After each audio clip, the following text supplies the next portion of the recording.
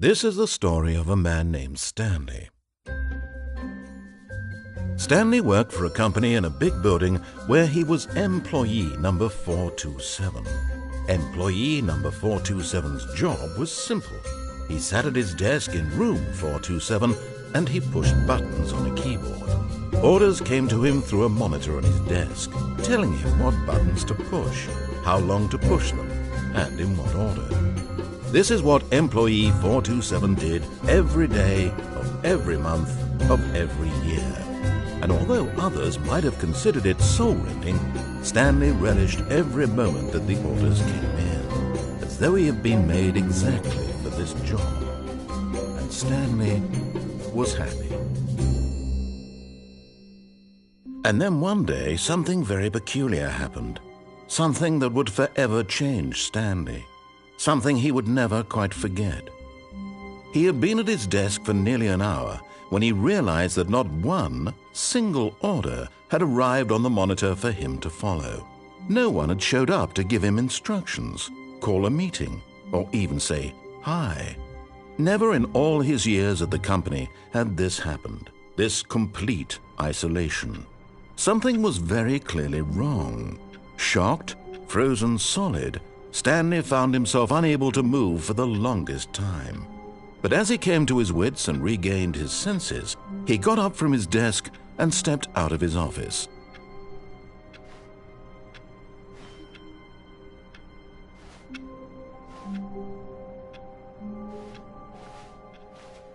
All of his co-workers were gone.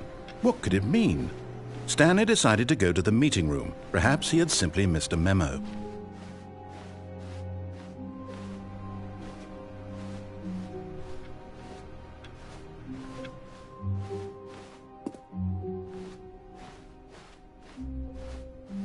When Stanley came to a set of 2 open doors, he entered the door on his left.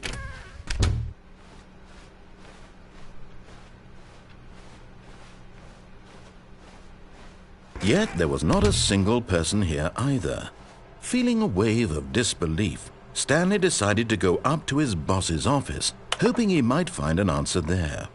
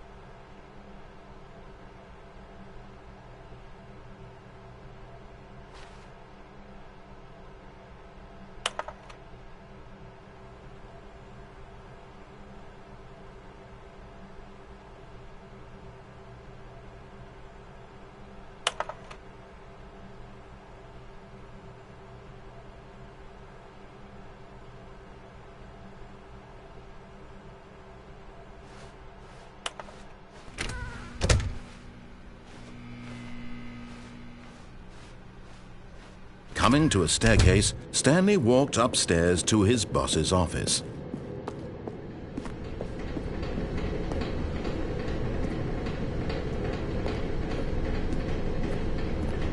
But Stanley just couldn't do it. He considered the possibility of facing his boss. Admitting he had left his post during work hours, he might be fired for that. And in such a competitive economy, why had he taken that risk? All because he believed everyone had vanished? His boss would think he was crazy. And then something occurred to Stanley. Maybe, he thought to himself, maybe I am crazy. all of my co-workers blinking mysteriously out of existence in a single moment for no reason at all? None of it made any logical sense. And as Stanley pondered this, he began to make other strange observations. For example, why couldn't he see his feet when he looked down? Why did doors close automatically behind him wherever he went? And for that matter, these rooms were starting to look pretty familiar. Were they simply repeating? No, Stanley said to himself, this is all too strange. This can't be real. And at last, he came to the conclusion that had been on the tip of his tongue. He just hadn't found the words for it. "I'm dreaming!" he yelled. "This is all a dream." Oh, what a relief Stanley felt to have finally found an answer, an explanation. His co-workers weren't actually gone. He wasn't going to lose his job. He wasn't crazy after all. And he thought to himself, I suppose I'll wake up soon. I'll have to go back to my boring real-life job pushing buttons. I may as well enjoy this while I'm still lucid. So he imagined himself flying and began to gently float above the ground. Then he imagined himself soaring through space on a magical starfield, and it too appeared. It was so much fun, and Stanley marveled that he had still not woken up. How was he remaining so lucid? And then perhaps the strangest question of them all entered Stanley's head. One he was amazed he hadn't asked himself sooner. Why is there a voice in my head dictating everything that I'm doing and thinking? Now the voice was describing itself being considered by Stanley, who found it particularly strange. I'm dreaming about a voice describing me, thinking about how it's describing my thoughts, he thought. And while he thought it all very odd and wondered if this voice spoke to all people in their dreams, the truth was that, of course, this was not a dream. How could it be? Was Stanley simply deceiving himself, believing that if he's asleep, he doesn't have to take responsibility for himself? Stanley is as awake right now as he's ever been in his life. Now, hearing the voice speak these words was quite a shock to Stanley. After all, he knew for certain, beyond a doubt, that this was in fact a dream. Did the voice not see him float and make the magical stars just a moment ago? How else would the voice explain all that? This voice was a part of himself too. Surely, if he could just... He would prove it. He would prove that he was in control, that this was a dream. So he closed his eyes gently, and he invited himself to wake up. He felt the cool weight of the blanket on his skin, the press of the mattress on his back, the fresh air of a world outside this one. Let me wake up, he thought to himself. I'm through with this dream. I wish it to be over. Let me go back to my job. Let me continue pushing the buttons. Please, it's all I want.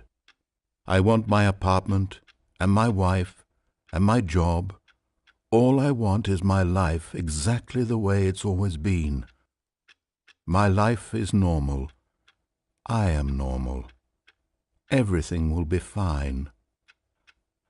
I am okay.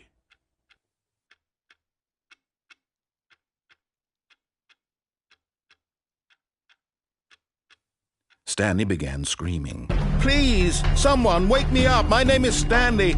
I have a boss. I have an office. I am real. Please, just someone tell me I am real. I must be real. I must be. Can anyone hear my voice? Who am I? Who am I? And everything went black.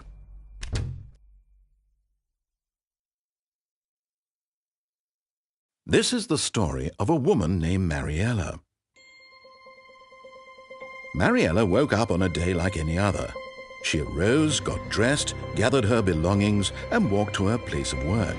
But on this particular day, her walk was interrupted by the body of a man who had stumbled through town talking and screaming to himself, and then collapsed dead on the sidewalk. And although she would soon turn to go call for an ambulance, for just a few brief moments she considered the strange man. He was obviously crazy, this much she knew. Everyone knows what crazy people look like. And in that moment, she thought to herself how lucky she was to be normal. I am sane. I am in control of my mind.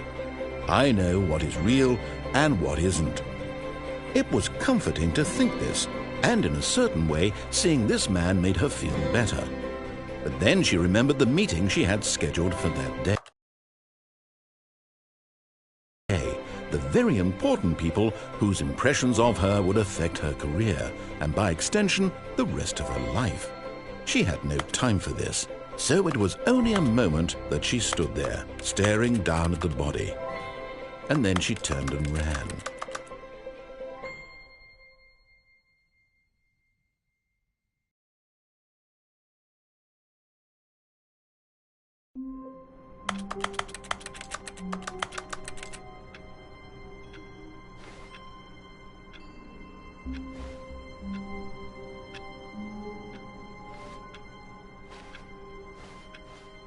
All of his co-workers were gone.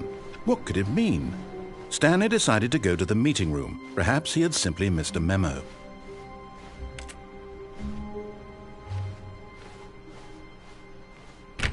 Stanley went around touching every little thing in the office, but it didn't make a single difference, nor did it advance the story in any way.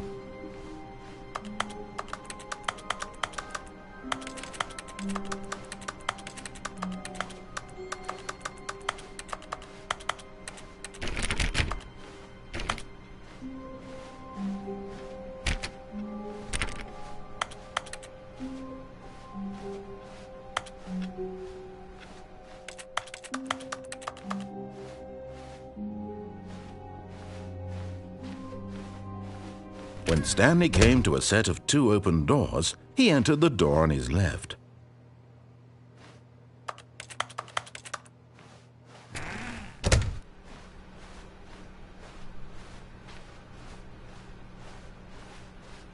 Yet there was not a single person here either. Feeling a wave of disbelief, Stanley decided to go up to his boss's office, hoping he might find an answer there.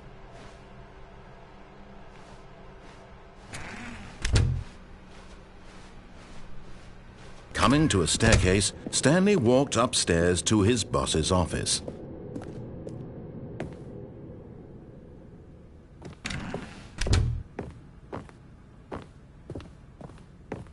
Stepping into his manager's office, Stanley was once again stunned to discover not an indication of any human life.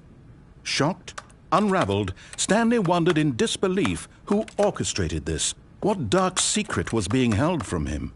What he could not have known was that the keypad behind the boss's desk guarded the terrible truth that his boss had been keeping from him. And so the boss had assigned it an extra secret PIN number, 2845.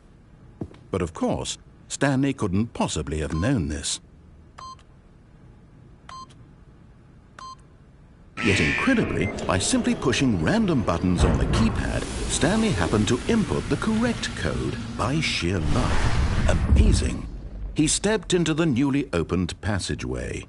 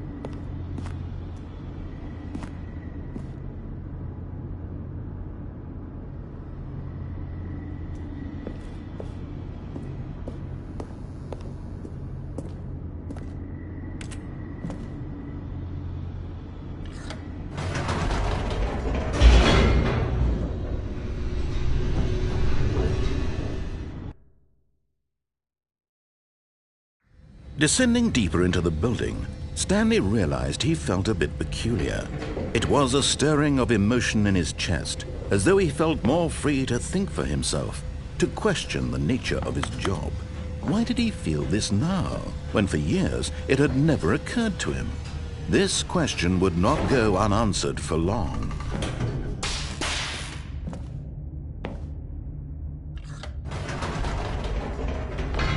Whoops, nope, never mind. Stanley actually got back into the elevator and went back up. Silly me. Why did Stanley do that when he knew that it would just lead back to his boss's office? Well, that's a great question. I just can't wait to find out.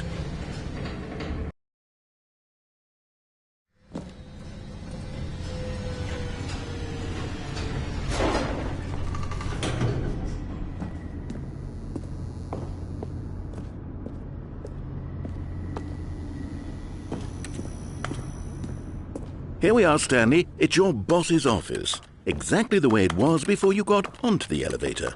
It's still just exactly what it is. What a decision you've made to come up here and look at the office again.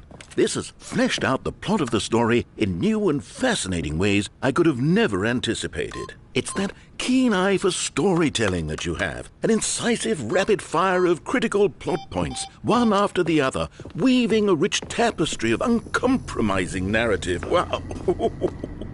I'm bolted to the edge of my seat. Incredible. Now he's getting back into the elevator and going down again.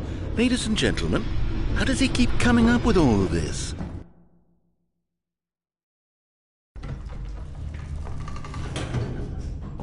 Surely this time Stanley will walk forward into the spooky corridor, won't he?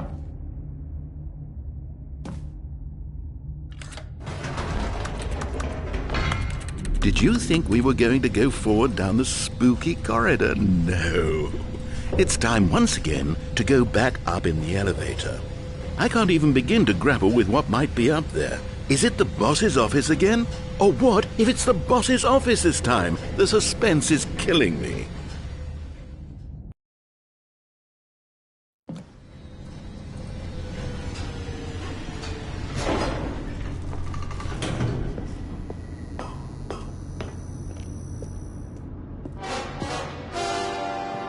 Oh my God, it's the boss's office. This absolutely changes everything for me. Give me a time out here for a minute while I process this.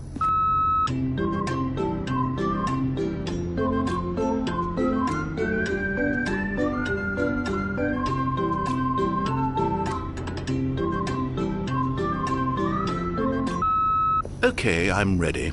I'm prepared to embrace this stunning revelation and to move forward with... No, wait.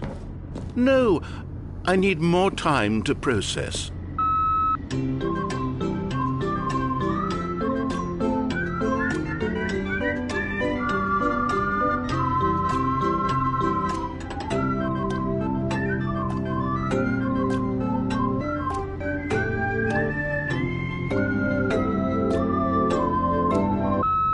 All right, I have fully come to terms with it. I have made space in my worldview for this astonishing new reality. As before, I turn to your expert eye for gripping narrative, Master Step. Of course, going back down in the elevator. How did I not anticipate it? I mean, sure, now it's obvious, but you have to understand that 30 seconds ago, this kind of thing had never been attempted before. I had no frame of reference to even anticipate it. That's just how revelatory Stanley's decision-making is, a breath of fresh air in a landscape of storytelling that has grown stale and repetitive.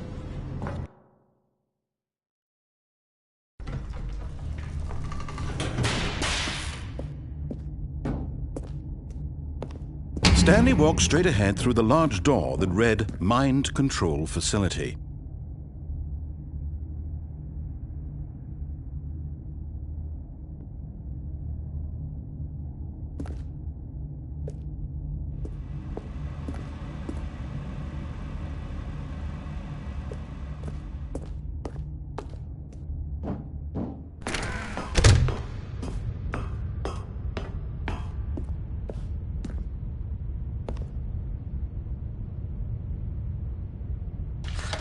The lights rose on an enormous room packed with television screens. What horrible secret did this place hold? Stanley thought to himself. Did he have the strength to find out?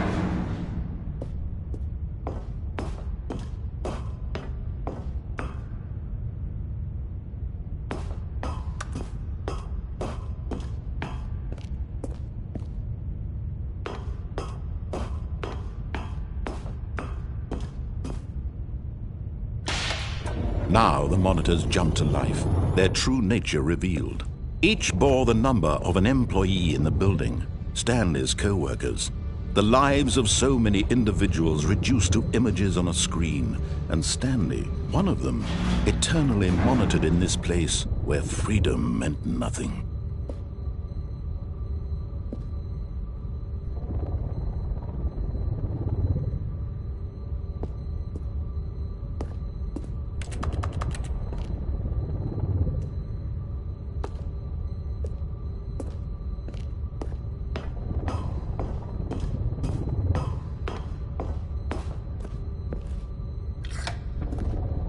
This mind control facility, it was too horrible to believe. It couldn't be true. Had Stanley really been under someone's control all this time? Was this the only reason he was happy with his boring job? That his emotions had been manipulated to accept it blindly?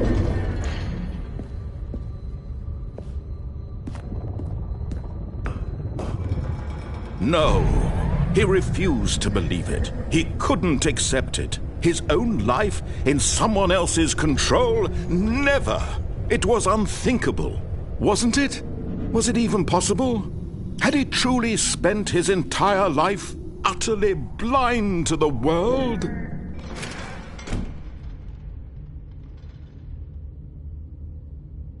But here was the proof, the heart of the operation. Controls labeled with emotions, happy or sad or content. Walking, eating, working, all of it monitored and commanded from this very place. And as the cold reality of his past began to sink in, Stanley decided that this machinery would never again exert its terrible power over another human life. For he would dismantle the controls once and for all.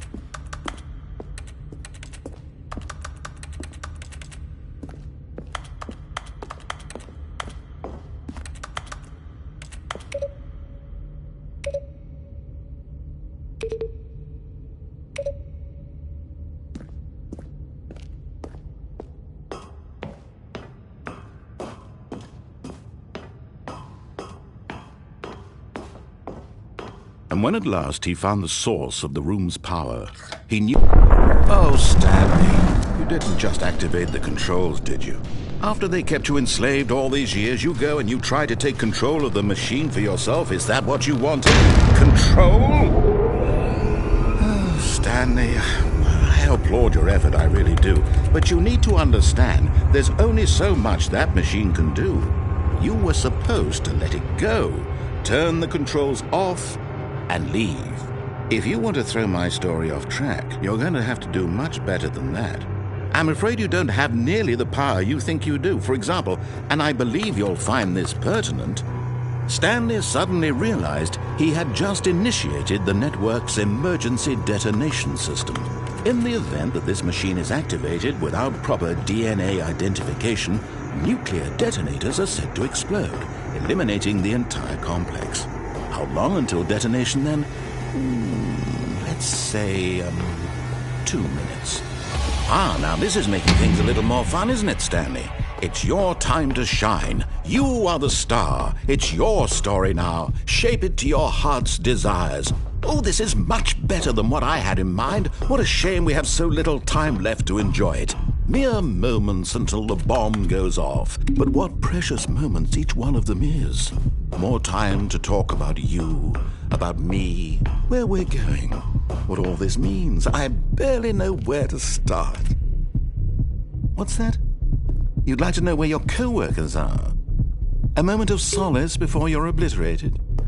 All right, I'm in a good mood. You're gonna die anyway. I'll tell you exactly what happened to them. I erased them. I turned off the machine. I set you free. Of course, that was merely in this instance of the story. Sometimes when I tell it, I simply let you sit there in your office forever, pushing buttons endlessly and then dying alone. Other times, I let the office sink into the ground, swallowing everyone inside, or I let it burn to a crisp. I have to say this, though, this version of events has been rather amusing. Watching you try to make sense of everything and take back the control wrested away from you, it's quite rich. I almost hate to see it go. But I'm sure whatever I come up with on the next go-around will be even better. My goodness, only 34 seconds left. But I'm enjoying this so much. You know what? To hell with it. I'm going to put some extra time on the clock. Why not? These are precious additional seconds, Stanley. Time doesn't grow on trees. Oh dear me, what's the matter, Stanley? Is it that you have no idea where you're going or what you're supposed to be doing right now? Or did you just assume when you saw that timer that something in this room was capable of turning it off? I mean, look at you. Running from button to button, screen to screen, clicking on every little thing in this room. These numbered buttons, no, these colored ones. Or maybe this big red button, or this door. Everything, anything, something here will save me.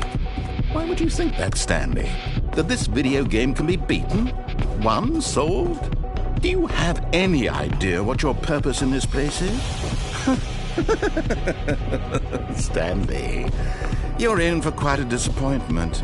But here's a spoiler for you. That timer isn't a catalyst to keep the action moving along. It's just seconds ticking away to your death. You're only still playing instead of watching a cutscene because I want to watch you for every moment that you're powerless.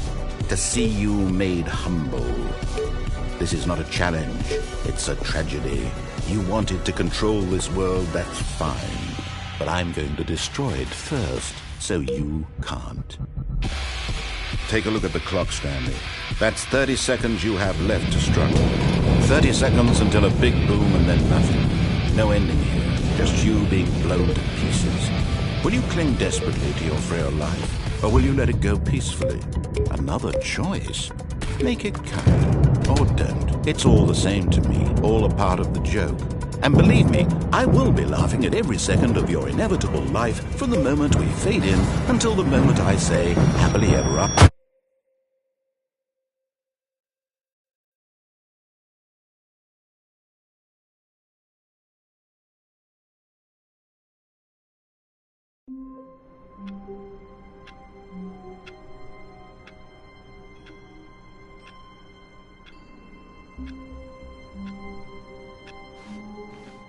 All of his co-workers were gone.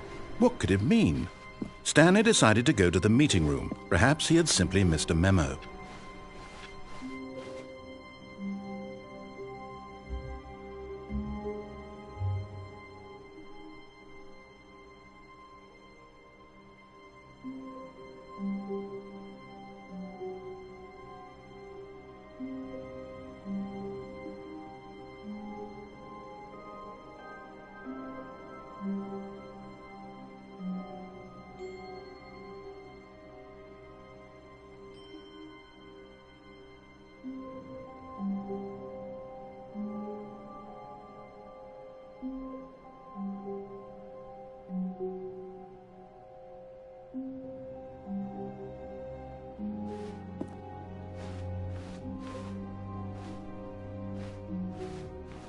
When Stanley came to a set of 2 open doors, he entered the door on his left.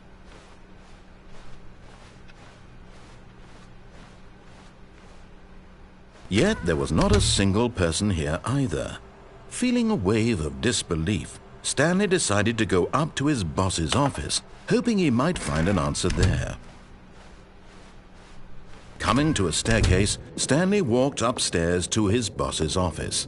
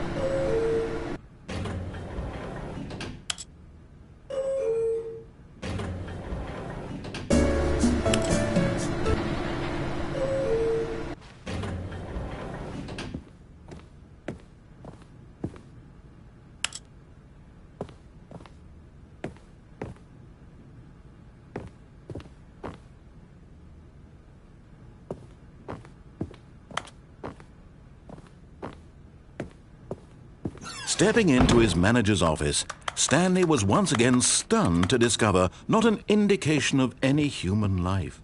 What could it mean? Stanley wondered aloud to nobody. He began wildly tearing through papers on the boss's desk, pulling books off the shelf, looking behind paintings, desperate for clues to his situation. But his attention was caught by a keypad behind the boss's desk. What could its purpose be? In fact, This keypad guarded the terrible secret that lay buried below his feet, and so the boss had assigned it an extra secret PIN number, 2845. But of course, Stanley couldn't possibly have known this.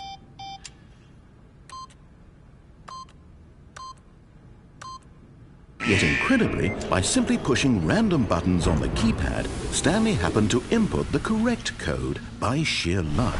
Amazing! He stepped into the newly opened passageway.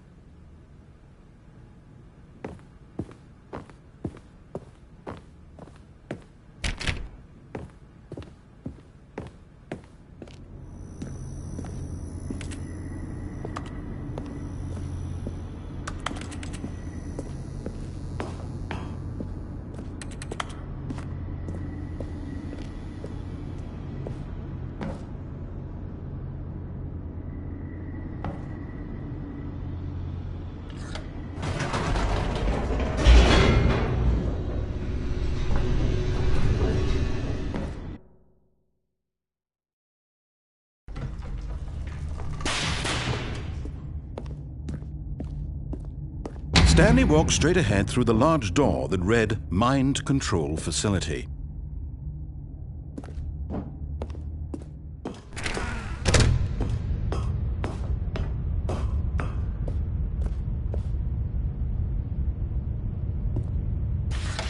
The lights rose on an enormous room packed with television screens.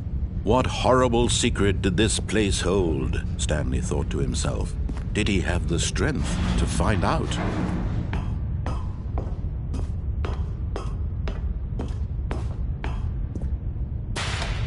Now the monitors jumped to life, their true nature revealed. Each bore the number of an employee in the building, Stanley's co-workers.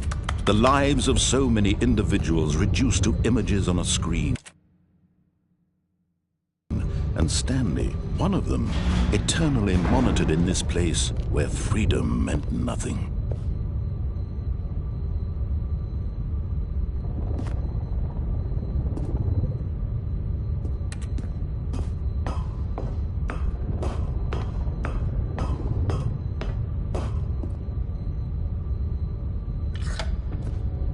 This mind control facility, it was too horrible to believe. It couldn't be true. Had Stanley really been under someone's control all this time? Was this the only reason he was happy with his boring job? That his emotions had been manipulated to accept it blindly? No, he refused to believe it. He couldn't accept it. His own life in someone else's control? Never! It was unthinkable, wasn't it? Was it even possible?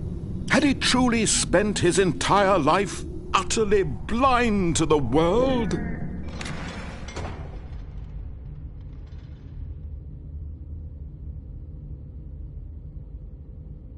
But here was the proof, the heart of the operation.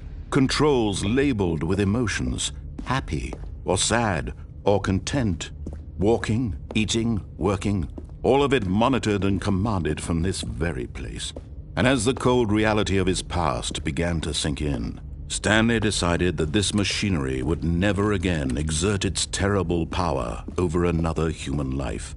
For he would dismantle the controls once and for all.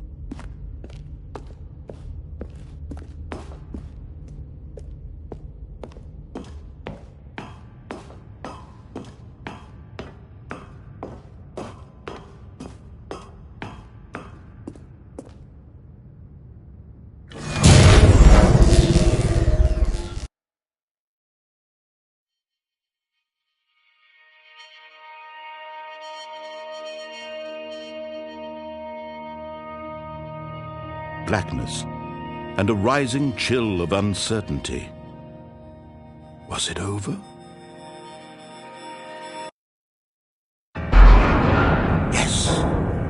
He had won! He had defeated the machine, unshackled himself from someone else's command. Freedom was mere moments away. And yet, even as the immense door slowly opened, Stanley reflected on how many puzzles still lay unsolved. Where had his co-workers gone? How had he been freed from the machine's grasp? What other mysteries did this strange building hold? But as sunlight streamed into the chamber, he realized none of this mattered to him, for it was not knowledge or even power that he had been seeking, but happiness. Perhaps his goal had not been to understand, but to let go. No longer would anyone tell him where to go, what to do, or how to feel. Whatever life he lives, it will be his. And that was all he needed to know. It was perhaps the only thing worth knowing. Stanley stepped through the open door.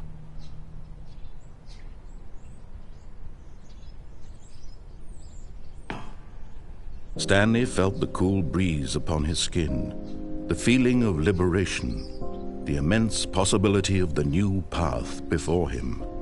This was exactly the way, right now, that things were meant to happen. And Stanley was happy.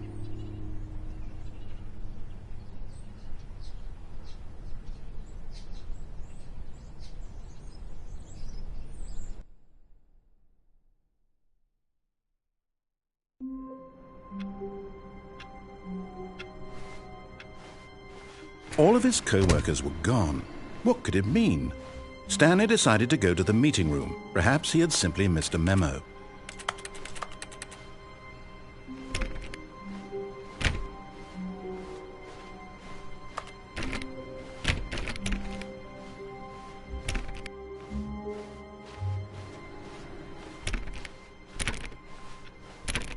Stanley went around touching every little thing in the office, but it didn't make a single difference, nor did it advance the story in any way.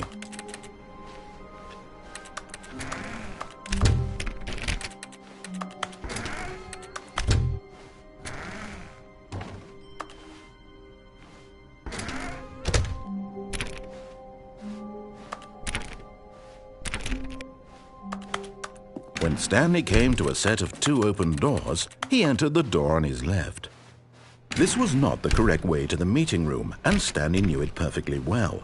Perhaps he wanted to stop by the employee lounge first, just to admire it.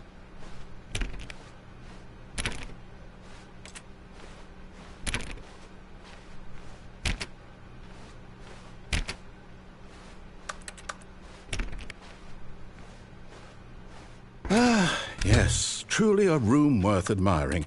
It had really been worth the detour after all, just to spend a few moments here in this immaculate, beautifully constructed room. Stanley simply stood here, drinking it all in.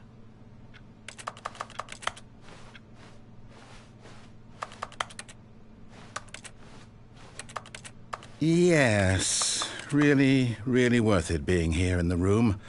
A room so utterly captivating that even though all your co-workers have mysteriously vanished, here you sit looking at these chairs and some paintings. But eager to get back to business, Stanley took the first open door on his left.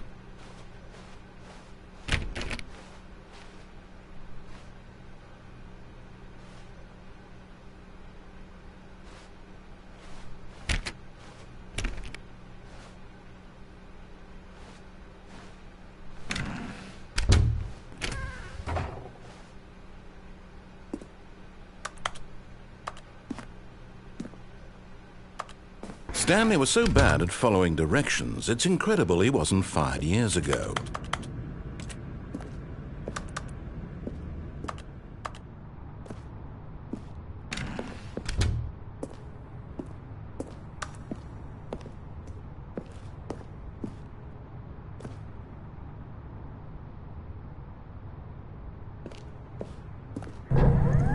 Look, Stanley, I think perhaps we've gotten off on the wrong foot here.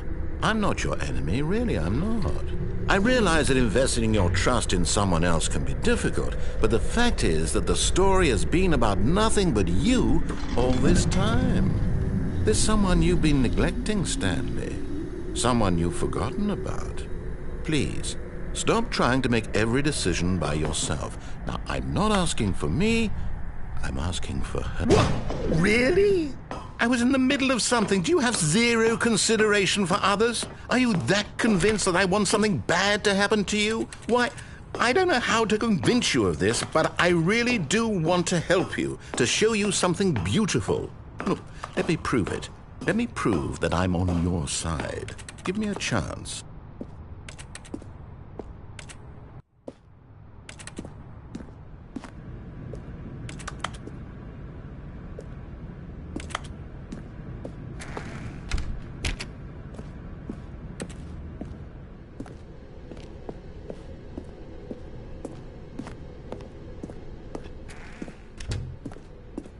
Now listen carefully, this is important.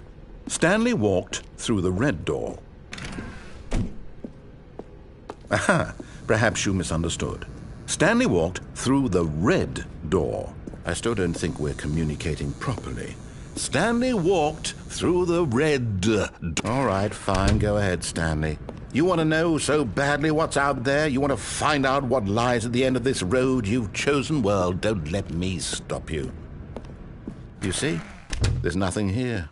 I haven't even finished building this section of the map, because you were never supposed to be here in the first place. Broken rooms, exposed developer textures. Is this what you had wanted? Was it worth ruining the entire story I had written out specifically for you? Do you not think I put a lot of time into that? Because I did.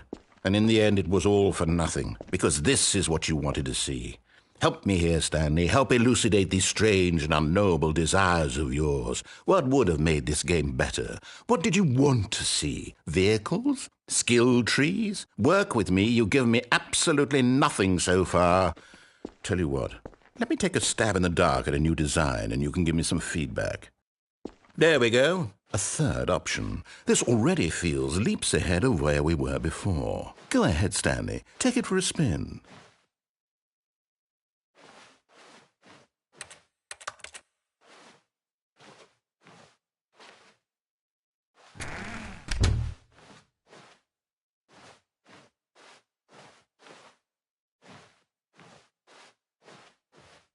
Okay, I'm going to stop you there. Now, tell me about your experience with this new version. Would you say that the game benefited from allowing you more choices? Feel free to be honest. I'm looking for some real critical feedback here. A 1? I mean, I can understand if you had reservations, you saw ways the game could be improved to more fully express itself mechanically and artistically, but a 1? That's not even helpful. What am I supposed to do with that? But I guess it isn't my place to judge. Here, based on the data from your previous playthrough, I've compiled a new version. And to be perfectly candid, I think I've knocked it out of the park with this one. Let's take a look.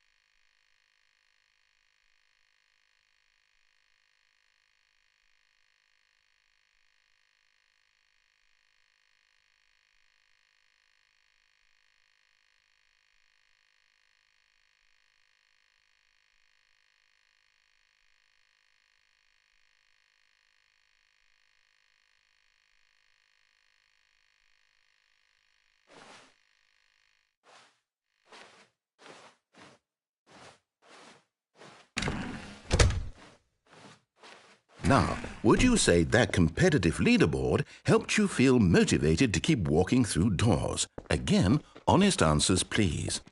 Hey, I nearly forgot. I've got a prototype of a new game I've been working on, and now would be a lovely opportunity to give it some playtesting.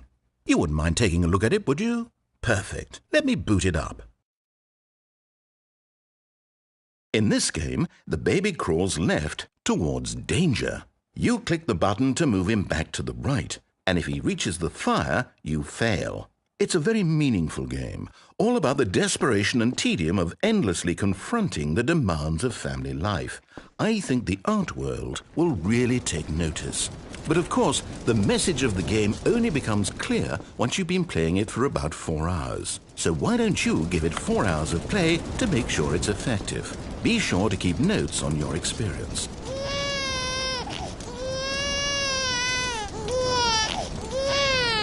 You heartless bastard. Did you do it because you hate babies or purely to spite me? Because if it's the latter, well, I don't know what to do. I'm completely out of ideas. I can't think of a single thing that might improve the experience for me. I'm not even going to try. I'm out. I'm done. It's over. Thank you for playing. Your input was extremely valuable. Oh, hey, since my game was so awful, why don't we play someone else's game, just to ease the pain? Let's see. What do we have here? Yes, this seems like it'll work. Let's give it a shot.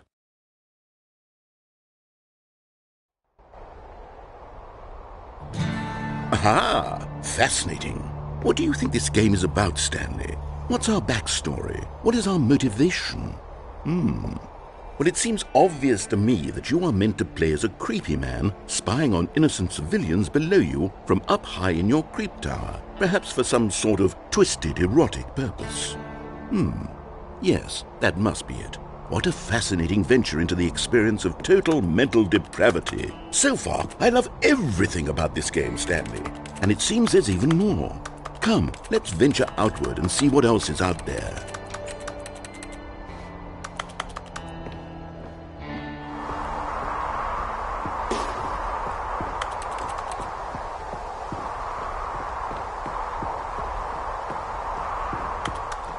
Oh, no.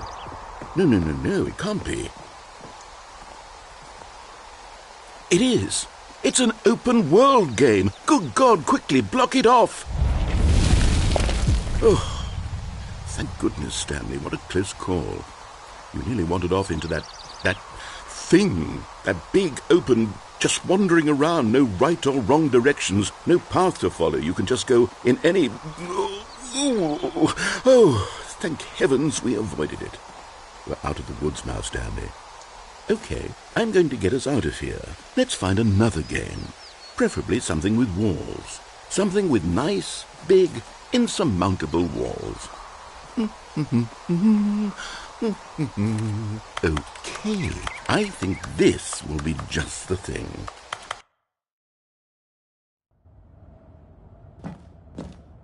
Wonderful. See, this is exactly what I had in mind. Just a nice big box for you to run around in. There isn't any possibility that you could get lost here. Now this is game design. Stanley, if you manage to get lost in this game, I will be phenomenally impressed. Okay, so what exactly do we do here? Let's see. There are lots of cars here in the back, but obviously there's no racetrack. Okay, I'm seeing that there's a ball of some kind back here. Is this game sports ball? Stanley, I think it's sports ball. Oh, what fun. We shall run the bases and do a touchdown together. Yes, I think surely we must. Okay, Stanley, here's the ball. Have fun.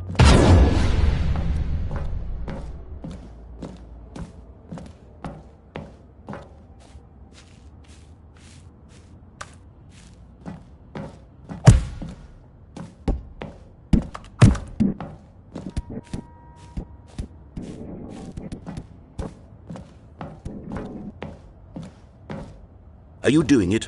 Are you winning? Is this fun? Is it better than my miserable little story that I worked so hard on?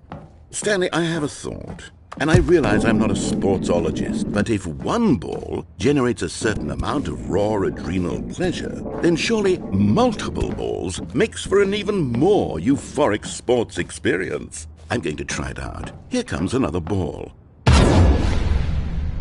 Yes! Oh, goodness, that really does feel amazing, doesn't it? Stanley, I'm like a child in a confectionery shop. I simply have to have more. I'm insatiable. More balls!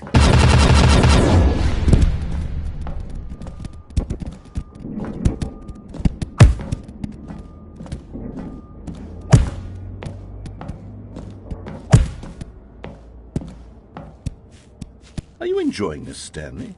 Are you having fun? Is this a real video game? Well, I sure hope you're having a good time, because guess what? It's over. That's right. Your little fun comes to an end. This is my game, and what I say goes. You get to have fun when I let you, Stanley. Besides, you need someone like me to set boundaries for you. Without rules or boundaries, video games are nothing. Yes, that's what I am. I'm structure. I'm your sense of purpose. And since you decided you didn't want to play my game, now I don't want to play with you either. So, goodbye, Stanley. I'm leaving. See how you like... Hold on. What are you doing?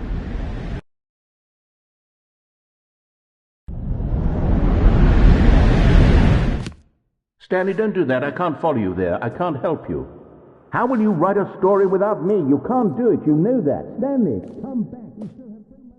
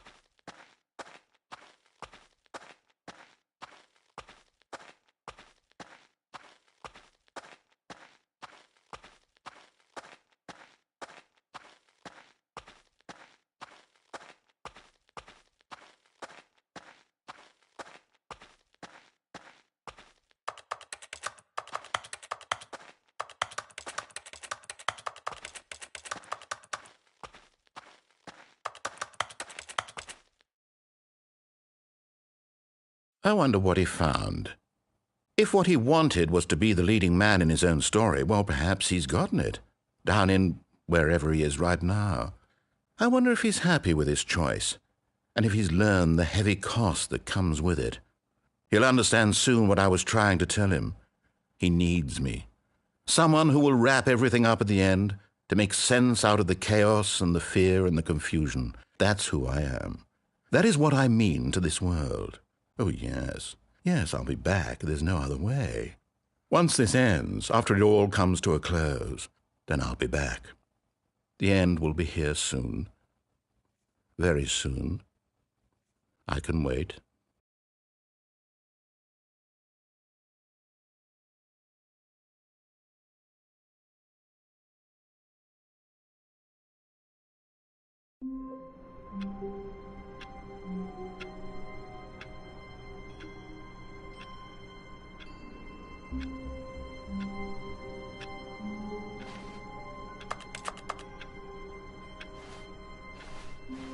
All of his co-workers were gone.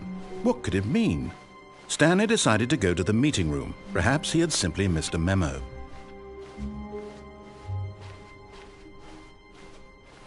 When Stanley came to a set of 2 open doors, this was not the correct way to the meeting room, and Stanley knew it perfectly well. Perhaps he wanted to stop by the employee lounge first, just to admire it. Wow, yes, this room. But eager to get back to business, Stanley took the first open door on his left. And so he detoured through the maintenance section, walked straight ahead to the opposite door, and got back on track.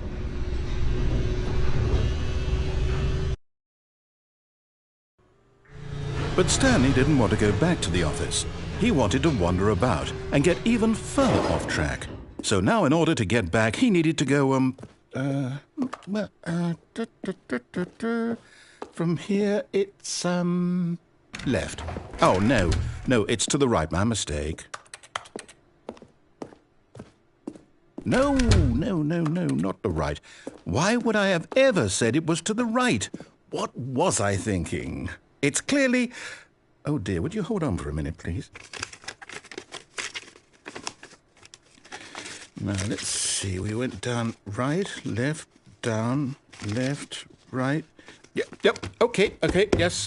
I've got it now. This story is absolutely, definitely this way.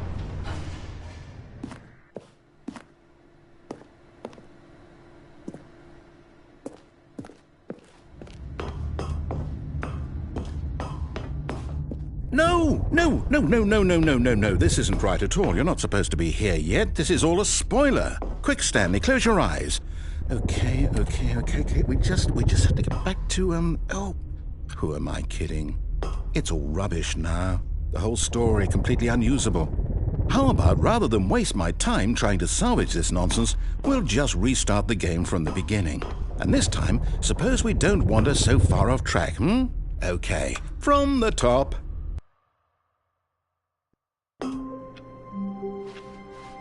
All of his co-workers were gone. What could it mean? Stanley decided to go to the meeting room. Perhaps he had simply missed a memo.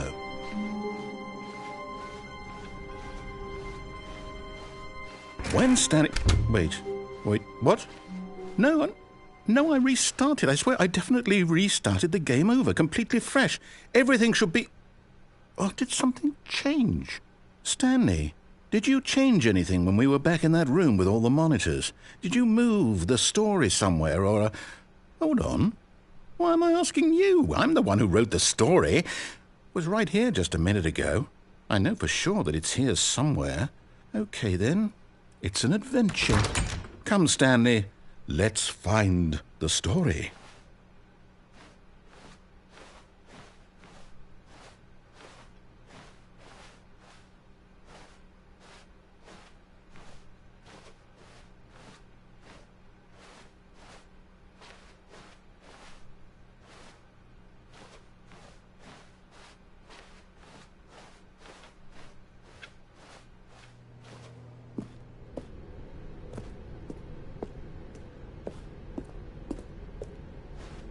I'll say it.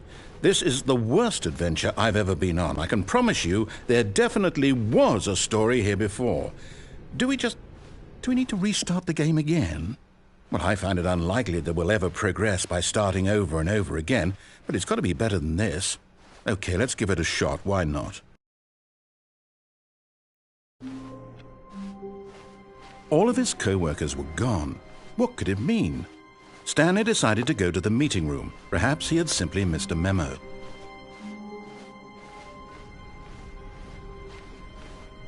Okay, yep, it's worse. I might be remembering this wrong. It's possible the story is back where we just came from. Why don't we go back the other direction and see if we missed anything?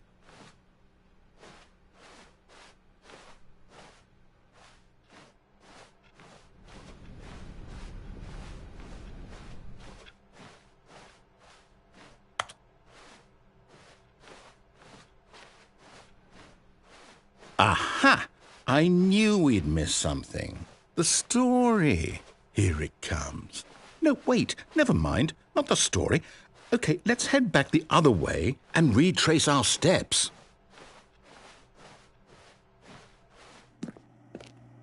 Now this... Well, I'll be honest, I don't recognize this place at all. Is this the story? I don't think so. I can't quite recall, but I believe my story took place in an office building. Is that correct? Do you remember, Stanley? Well, do you know what? Since I've completely forgotten what we were supposed to be doing, how about this? You win! Congratulations! I know you put in a lot of hard work, and it really paid off, so good job. Oh, no. No, I don't feel right about this at all. We both know you didn't put in any actual work for that win. Some people win fair and square, and this was not one of those situations.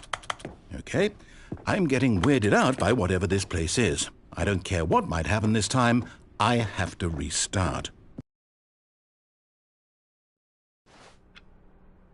All right, I've got a solution. This time, to make sure we don't get lost, I've employed the help of the Stanley Parable adventure line. Just follow the line. How simple is that? You see, the line knows where the story is. It's over in this direction. Onward, Stanley, to destiny. Though, here's a thought. Wouldn't wherever we end up be our destination, even if there's no story there? Or to put it another way, is the story of no destination still a story? Simply by the act of moving forward, are we implying a journey such that a destination is inevitably conjured into being via the very manifestation of the nature of life itself? Okay, Stanley, I need to follow this train of thought for a minute. Just stick with me. Now, we can both agree that the nature of existence is in fact a byproduct of one's subjective experience of that existence, right? Okay, now if my experience of your existence rests inside of your subjective experience of this office, is this office in fact the skeleton of my own relative experiential mental subjective construct? Whoa. Hang on. That got a bit weird back there. Well, I'd like to apologize. Not sure where I was going with all that. You know what? I think what we need right now is a bit of music to lighten the mood.